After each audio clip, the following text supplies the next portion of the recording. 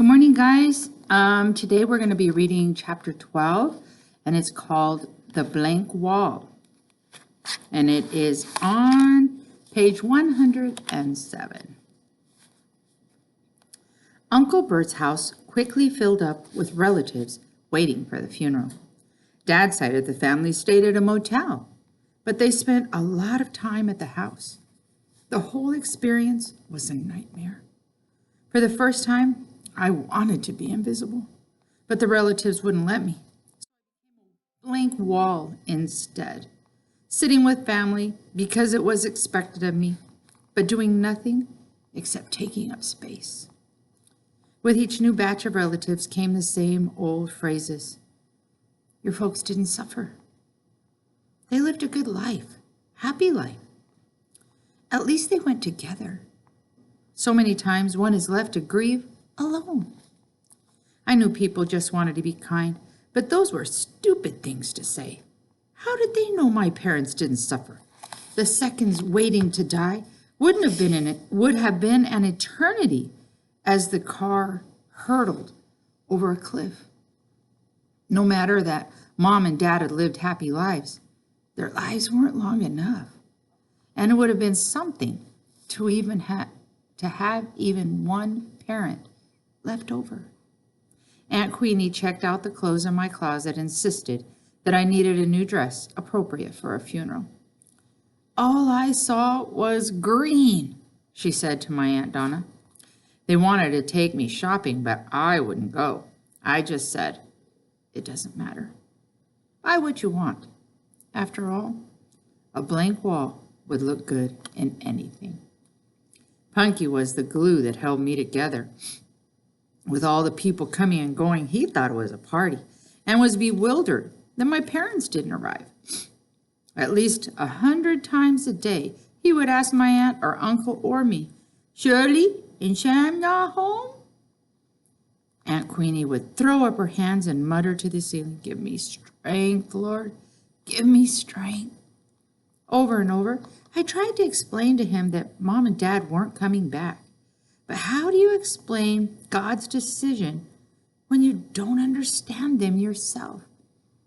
Nighttime was the worst because Punky cried when he had to go to bed in Uncle Bert's house. It helped when Uncle Bert brought the Ronald McDonald poster and the punching bag clown and all the little things that Punky loved and set them up in his new room. Uncle Bert brought things from my room too, including my Barbie doll case, but I didn't have the heart to open it, much less pick up a knife and carve. The night before the funeral, everyone went to the mortuary for visitation.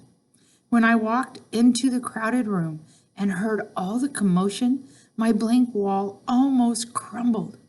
I was furious. I was furious.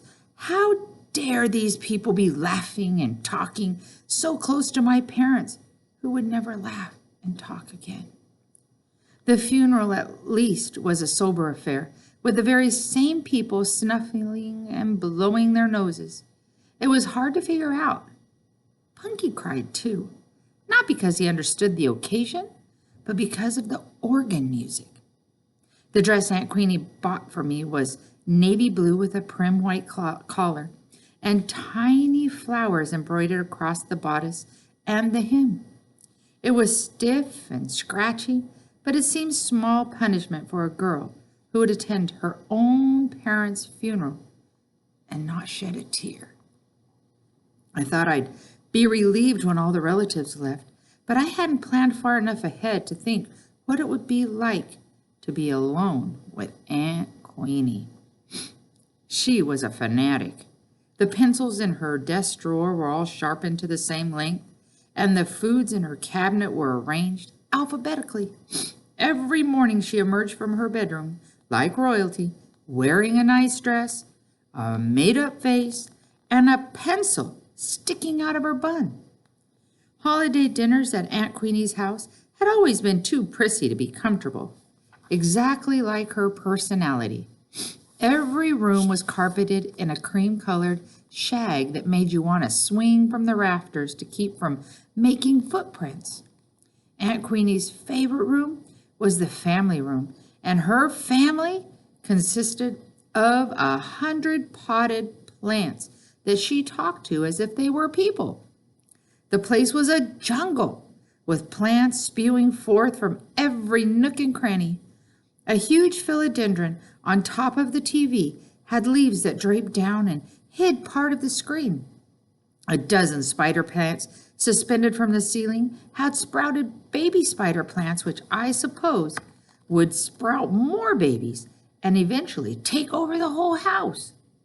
Punky moved his saw table into the family room, but Aunt Queenie hauled it to the garage and replaced it with one that matched the decor. Punky kept switching the tables, and she kept switching them back. Once, when Uncle Bert jokingly suggested putting wheels on both tables to make the moving easier, Aunt Queenie practically went through the roof. But the day finally came that she admitted defeat. "All right, Punky," she said, "you win. But that sawed-off piece of junk would be rejected by a second-hand store." Dad had teased Aunt Queenie about being a do-gooder, but I hadn't paid much attention until now.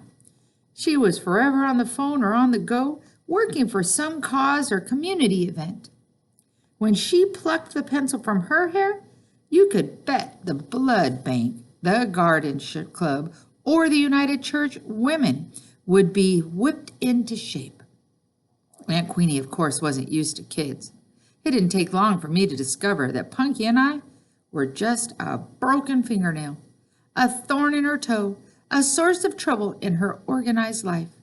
She tolerated Punky's red plastic plate at her table of fine china, but she flatly refused to let him eat in front of the TV. One evening, when Punky tried to walk off with his plate, she told him to sit down and mind his manners. "Don't want no manners," replied Punky, jooting his lower jaw until his upper lip disappeared.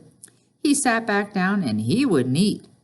When supper was over, Punky went to the family room while I carried our dishes to the kitchen and started loading the dishwasher. "Bert," said Aunt Queenie, "did you fill out the paperwork for Punky?" "Paperwork? Why would Punky need paperwork?" I stopped clanging dishes to eavesdrop. "Yes," replied Uncle Bert. "But there's no hurry." "Maybe not, but it is wise to plan ahead. His application will have to be approved at Jefferson City because the workshop receives funds from the state." "The workshop?" I froze as I pictured Punky being herded into a dark, depressing warehouse by a man with a whip. "My nerves can't take much more soap operas and soap commercials," Aunt Queenie continued. "And today I found chicken bones behind the TV." "That's my punk man," chuckled Uncle Bert. "It's not funny. We've had a drastic change in this household, and if you expect me to deal with it, you have to consider my feelings too. The workshop is a valid solution." I slammed the door on the dishwasher and marched into the dining room. Through clenched teeth, I say, "You can't do that to Punky." Aunt Queenie rolled her eyes and spoke to me as if I were a 2-year-old having a tantrum. "You don't understand, Del Rita. There are supervisors there who are trained in dealing with the handicapped." "You're the one who doesn't understand," I cried. "Mom kept him at home with good reason. You don't know what it's like out there for people who are different. You don't realize how many kids have laughed or stared at Punky, or how many parents have yanked their kids away as if he had some horrible disease." "Punky's a born comedian," said Aunt Queenie, so calmly that I wanted to shake her. The expert Dad had said. Aunt Queenie had a little volunteer work with the handicapped, and she was the expert. I folded my arms and waited for her expert opinion. Sure enough, she gave it. "He loves it when people laugh," she said. "Sure, kids are going to stare because they're curious, and parents are going to be embarrassed at their kids. is a natural reaction, and it's something we can change by being more open where Punky's concerned. I know how your mother handled the situation, but I also know nobody can solve a problem by pretending it doesn't exist. A problem? Is that how you see Punky? As a problem?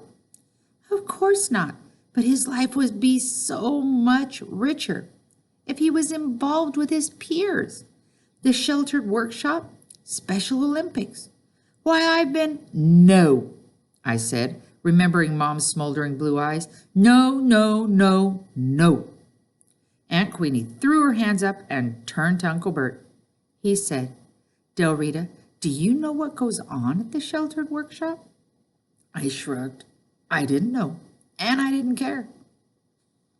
They have people with varying degrees of ability. Some do very simple tasks, and others who are less handicapped do harder jobs. I could feel Uncle Bert looking at me, but I couldn't answer.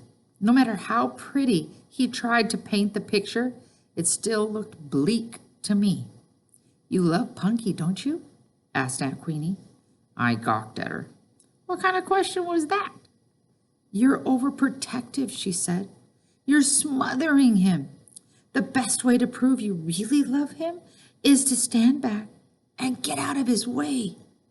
In a roundabout way, Aunt Queenie was criticizing Mom, and I was speechless with anger. Finally, Uncle Bert said, It's too soon, Queenie. Let's give it some time. I went to the family room and sat beside Punky on the floor. Look, DJ, he said, laughing at a commercial where a kitten was streaking through a house towards some cat food. I smiled absent-mindedly and started picking up the crayon papers that were littering the carpet. Maybe if I tried harder to keep things neat, Aunt Queenie would forget about the workshop. Maybe if I could talk Punky into giving up his table. After all, it was just a sawed-off piece of junk, and it did look out of place.